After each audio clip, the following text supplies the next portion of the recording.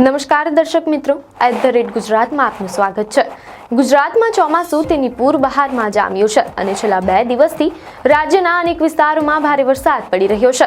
હવામાન વિભાગે આગામી દિવસોમાં પણ વરસાદનું જોર યથાવત રહેવાની આગાહી કરી છે, જે ખેડૂતો અને જનતા માટે ખુશીના સમાચાર છે। રાજ્યની વરસાદી પરિસ્થિતિ અને આગામી દિવસોની આગાહી વિશે વિગતવાર વાત કરીએ તો છેલ્લા 2 દિવસથી રાજ્યના મોટા ભાગના જિલ્લાઓમાં ધોધમાર વરસાદ પડી રહ્યો છે। ગુજરાત weather.com ના 29 ઓગસ્ટના અહેવાલ અનુસાર અત્યાર સુધીના ઓવરઓલ વરસાદમાં કચ્છ પ્રાંતમાં 411.40 મિલીમીટર, ઉત્તર ગુજરાતમાં 660 મિલીમીટર, પૂર્વ મધ્ય ઝોનમાં 671.72 મિલીમીટર, સૌરાષ્ટ્ર ઝોનમાં 627.94 મિલીમીટર અને દક્ષિણ ગુજરાત ઝોનમાં સૌથી વધુ 1352.11 મિલીમીટર વરસાદ નોંધાયો છે। રાજ્યના કુલ 251 તાલુકાઓમાંથી 43 તાલુકાઓમાં 1000 મિલીમીટરથી વધુ વરસાદ થયો છે અને રાજ્યમાં સરેરાશ 769.71 મિલીમીટર એટલે કે 87.28% જેટલો વરસાદ નોંધાયો છે।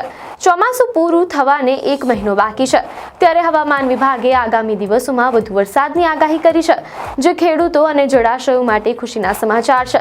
સુરત અને સાબરકાંઠા જિલ્લાના છૂટાછવાયા સ્થળોએ સારો એવો વરસાદ નોંધાયો છે।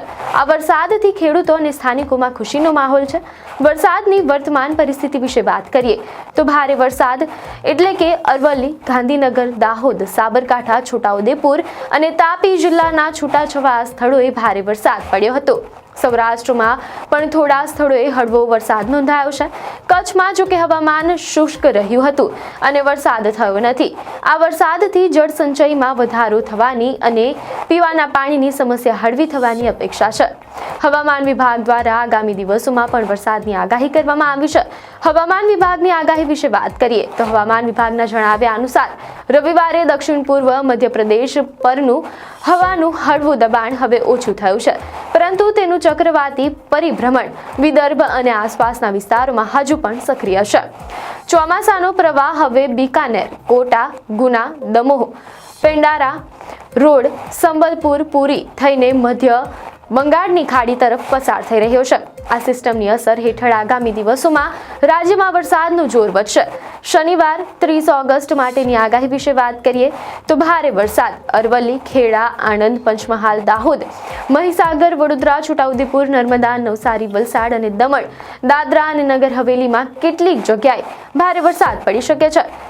બનાસકાંઠા, પાટણ, મહેસાણા, સાબરકાંઠા, ગાંધીનગર, અરવલ્લી, ખેડા, અમદાવાદ, આણંદ, પંચમહાલ, દાહોદ, મહીસાગર, વડોદરા, છોટાઉદેપુર, નર્મદા, ભરૂચ, સુરત, ડાંગ, નવસારી, વલસાડ, તાપી અને દમણ, દાદરા નગર હવેલી, સુરેન્દ્રનગર, રાજકોટ, જામનગર, પોરબંદર, જૂનાગઢ, અમરેલી, ભાવનગર, મોરબી, દ્વારકા, ગીર સોમનાથ, બોટાદ અને કચ્છમાં પણ હળવો વરસાદ પડવાની સંભાવના છે।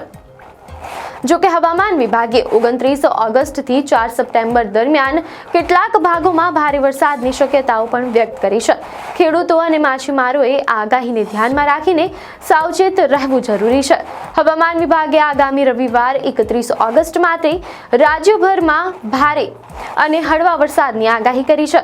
ભારે વરસાદની સંભાવના, જેમાં હવામાન વિભાગના જણાવ્યા અનુસાર અરવલ્લી, પંચમહાલ, દાહોદ, મહીસાગર, છોટાઉદેપુર, ભરૂચ, સુરત, નવસારી, વલસાડ અને દમણ, દાદરા નગર હવેલીમાં ભારે વરસાદ પડવાની શક્યતા છે।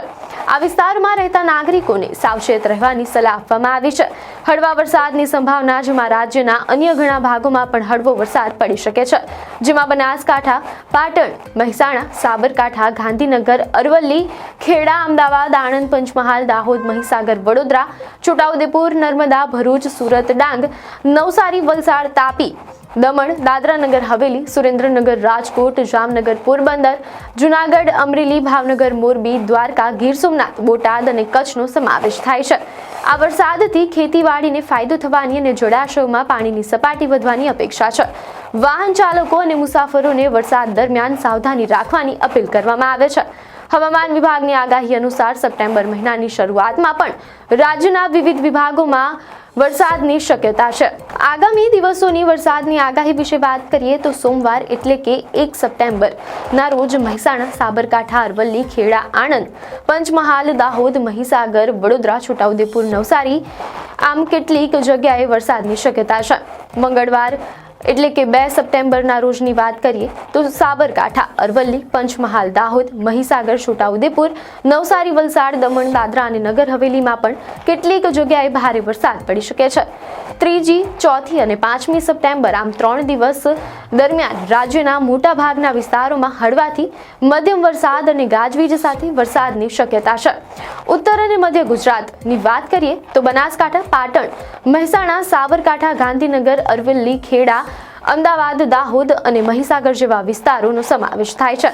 દક્ષિણ ગુજરાતની વાત કરીએ તો વડોદરા, નર્મદા, ભરૂચ, સુરત, તાપી, વલસાડ, સૌરાષ્ટ્ર અને કચ્છ, સુરેન્દ્રનગર, રાજકોટ, જામનગર, પોરબંદર, જૂનાગઢ, ગીર સોમનાથ, અમરેલી, ભાવનગર, બોટાદ, મોરબી, દ્વારકા, કચ્છ અને દીવ માટે આગાહી કરવામાં આવી છે.